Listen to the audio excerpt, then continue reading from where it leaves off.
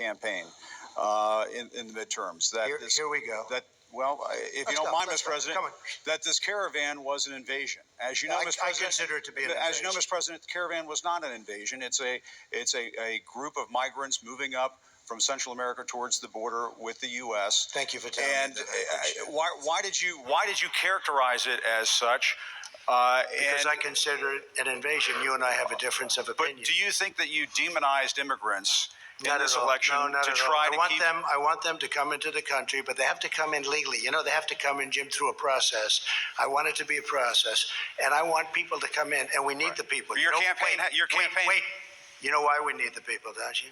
Because we have hundreds of companies moving in. We need the people. But your campaign had an ad showing migrants climbing over walls and so on. Well, that's true. But they weren't actors. They're not going to be doing that. They weren't actors. Well, no, it's true. Do you think they were actors? They weren't actors. They didn't come from Hollywood. Right. These were people. This was an actual. You know, it happened a few days ago. And they're hundreds of miles away, though. They're hundreds and hundreds of miles away. That's not an invasion. Honestly, I think you should let me run the country. You run CNN. All right. And if you did it well, your ratings would be much better. If I may ask one other question, Mr. President, if I may ask one other question, are you worried? That's enough. That's enough. Mr. President, I was going to ask one of the other folks. That's enough. Pardon me, ma'am. Mr. President, that's enough. Mr. President, I had one other question, if I may ask, on the Russia investigation. Are you concerned that you may have? I'm not concerned about anything with the Russian investigation because it's a hoax. That's enough. Put down the mic. Mr. President, are you worried about indictments coming down in this investigation? Mr. President. I'll tell you what, CNN should be ashamed of itself having you working for them. You are a rude, terrible person. You shouldn't be working for CNN. Go ahead. I think that's unfair. You're a very rude person. The way you treat Sarah Huckabee is horrible. And the way you treat other people are horrible. You shouldn't treat people that way. Go ahead. Go ahead, Peter. Go ahead. In Jim's defense, I've traveled with him and watched him. He's a diligent reporter who busts his butt. Well, I'm not a big fan of yours either, so I understand. To be honest. So let me ask you a question, if I can. You repeatedly said you aren't the best, Mr. President. You repeatedly over the course of just sit down, please. Well, when you report fake news, when you report fake news, which CNN does a lot, you are the enemy of the people. Go ahead. Mr. President, over the course of the last several days, you repeatedly said that Americans need to fear Democrats. You said Democrats would unleash a wave of violent crime that endangers families everywhere. Why are you pitting Americans? Why are you pitting Americans against one another, sir? Peter, what are you trying to be him? No, I'm just asking the question. Let me just tell you. Very simple. Because they're very weak on crime. Because they have often suggested, members and people within the Democrat Party at a high level have suggested getting rid of ICE, getting rid of law enforcement. That's not going to happen, okay? We want to be strong on the borders. We want to be strong on law enforcement, and I want to cherish ICE because ICE does a fantastic job. So what they do for us is so it's so unrecognized how good a job they do. Reported the Israeli detentions last month, the carts began vanishing. The Zoomcopter's webpage says, "We are aware of the situation caused by thousands of mall carts being closed at the last minute. This in no way reflects the quality of the toy or its saleability. The problem lies in the operator's business policies." Why would Israelis spy in and on the U.S.? A General Accounting Office investigation referred to Israel as Country A and said, quote, "According to a U.S. intelligence agency, the government of Country A conducts the most aggressive espionage operation against the U.S. of any U.S. ally." A defense intelligence report said Israel has a voracious appetite for information and, quote, "The Israelis are motivated by strong survival instincts which dictate every facet of their political and economic policies. It aggressively collects military and industrial technology, and the U.S. is a high priority target." The document concludes, quote, "Israel possesses the resources and technical capability to achieve its collection objectives." By obtaining and analyzing data that's generated every time someone in the U.S. makes a phone call. What's it again, say, please? Here's how the system works. Most directory assistance calls and virtually all call records and billing in the U.S. are done for the phone companies by Amdocs Limited, an Israeli-based private telecommunications company. Amdocs has contracts with the 25 biggest phone companies in America and more worldwide. The White House and other secure government phone lines are protected, but it is virtually impossible to make a call on normal phones without generating an Amdocs record of it. In recent years, the FBI and other government agencies have investigated Amdocs more than once. The firm has repeatedly and adamantly denied any security breaches or wrongdoing. But sources tell Fox News that in 1999, the super-secret National Security Agency, headquartered in Northern Maryland, issued what's called a top-secret, sensitive, compartmentalized information report, TSSCI, warning that records of calls in the United States were getting into foreign hands, in Israel in particular. Investigators do not believe calls are being listened to, but the data about who's calling whom and when is plenty valuable in itself. An internal Amdocs memo to senior company executives suggests just how Amdocs generated call records could be used. Quote, widespread data mining techniques and algorithms, combining both the properties of the customer, like credit rating, and properties of the specific behavior such as whom the customers are calling. The Amdocs memo says the system should be used to prevent phone fraud, but U.S. counterintelligence analysts say it could also be used to spy through the phone system. Fox News has learned that the NSA has held numerous classified conferences to warn the FBI and CIA how Amdocs records could be used. At one NSA briefing, a diagram by the Argonne National Lab was used to show that if the phone records are not secure, major security breaches are possible. Crimes always involve unauthorized persons or persons who exceed their authorization, acting on exploitable vulnerabilities. Those vulnerabilities are growing because, according to another briefing, the U.S. relies too much on foreign companies like Amdocs for high-tech equipment and software. Quote, many factors have led to increased dependence on code developed overseas. We buy rather than train or develop solutions. Reportedly stepped into a mystery case that appears to involve Robert Mueller's Russia investigation. Now, over the weekend, a foreign government-owned company asked the Supreme Court to block a grand jury subpoena that it received in a case that appears to be linked to Mueller's Russia probe. And yesterday, Chief John Roberts issued a temporary stay as the court decides whether to take the case. Here to weigh in on all of this, NBC News Justice correspondent Pete Williams, Jessica Levinson, attorney and professor at Loyola Law School, and Ariana Berg, former federal prosecutor for the Southern District of New York. Pete, let me begin with you, if I may. It seems like there is a lot we don't know about this mystery case. Why don't you walk us through what we do know and what we're able to learn from what has transpired so far? Yeah, I would disagree a little bit, Eamon. Most of it, we don't know almost everything about this case. It's not just a little we don't know. The broad outlines are, as you said, we know that this is from the meager things that we've seen that have been made public about this case.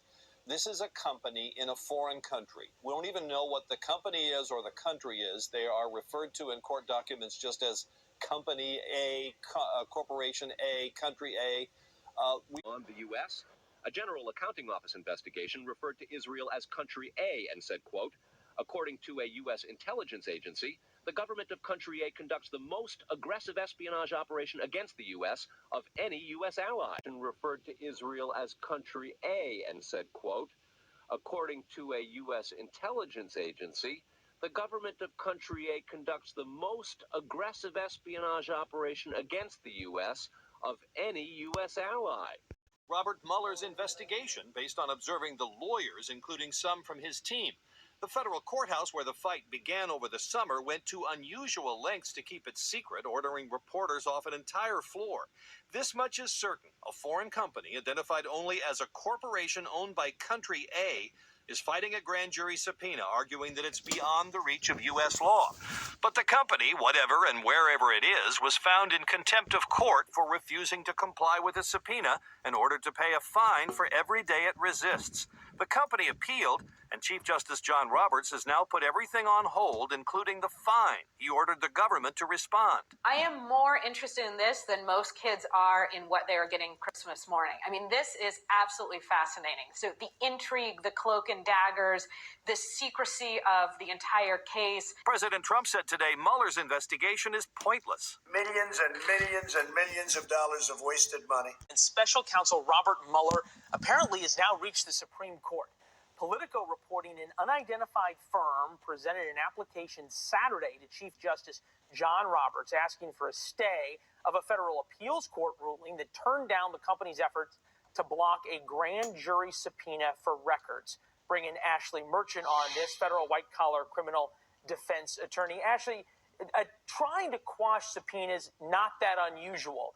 Clearing entire floors of courthouses for the arguments over trying to quash subpoenas, and then making them to the Supreme Court on Christmas Eve, pretty unusual. Definitely clearing the courthouse, clearing the entire floor, definitely unusual, and an extreme step telling us that they are very much trying to keep everything out of the public limelight, out of scrutiny. But going to the Supreme Court on Christmas Eve, going to the Supreme Court a few days before the holiday, and getting a stay, that's not that unusual. Court Chief Justice John Roberts intervened in a mysterious grand jury subpoena supposedly linked to special counsel Robert Mueller's investigation into the 2016 election. That's according to analysis in Politico magazine, which details what is and isn't known about the case. Joining me now, the author of that piece, Nelson Cunningham. He's a former federal prosecutor for Rudy Giuliani and a legal aide to the Clinton administration at the time. So, Nelson, walk us through exactly what was known about this case. Well, it's always hard to know with grand jury cases because they're done in strict secrecy in order to preserve the secrecy of the grand jury investigation. So this case is entitled In Re Grand Jury. It doesn't even identify the parties or even the prosecutors involved. We do know that it's Mueller's office because of some good reporting by Politico, who had a reporter sitting in the courtroom, sitting in the court clerk's office, waiting for a filing to be made, and then connected this case to Mueller.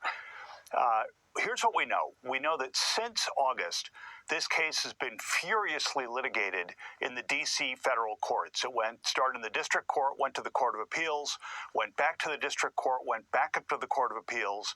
There have been many motions. There have been many supplemental filings. It's all been quite mysterious. There was even some speculation that it might be Trump himself who was subpoenaed here. The court clerk's office fed that. The day of the argument, they cleared the entire floor of the D.C. Circuit Courthouse. I've never heard of that happening before, in order to preserve the identity of even the lawyers who were involved. We did learn... I'm sorry, go ahead.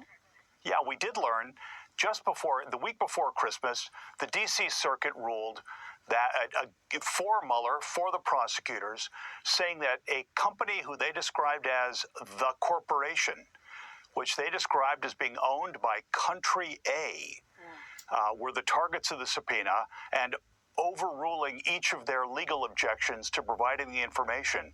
So the district court in this case ruled for Mueller's office and against the corporation. The D.C. Circuit, 3 judges ruled for Mueller and against the corporation. And that's why it's so mysterious that just 2 days before Christmas on a Sunday, Chief Justice Roberts intervened in this case, suggesting that he at least might have some questions. I mean, how exactly did Chief Justice Roberts intervene? And is this unusual that a Chief Justice of the Supreme Court would intervene like this? Well, it's unusual for the Supreme Court gets thousands of cases a year that are appealed up to it, and they only act substantively in a few hundred of those, so a fraction of those cases that come before them. In this case, the corporation, which is owned by Country A, had appealed the Court of Appeals judgment and asked the Supreme Court to please stay the contempt order, meaning don't hold us in contempt, listen to our arguments first. What's curious about this case is that Roberts acted on a Sunday right before Christmas. He did stay the proceeding. He did do what the Court of Appeal, what the corporation wanted him to do, at least to provide the government the chance to respond with briefing. Now, here's what set our antenna up. Every judge below has ruled for Mueller in this case. If the Court of Appeals opinion were as clear to Chief Justice Roberts as it was to the Court of Appeals judges, there'd be no need for government response because it'd be pretty cut and dried. For Roberts to say, no, I want to hear from the government on this, suggests that he at least had some doubts raised in his mind. You talk about the corporation owned by Country A. Do we have any idea what country this might be? No, we don't. And the opinion was very careful. It's a short 3-page opinion. It was very careful to give no clues on that. There's been some suspicion. Could it be the VEB Bank in Russia? Could it be Deutsche Bank in Germany? Could it be an internet provider overseas? Could it be an energy company in Russia or Europe or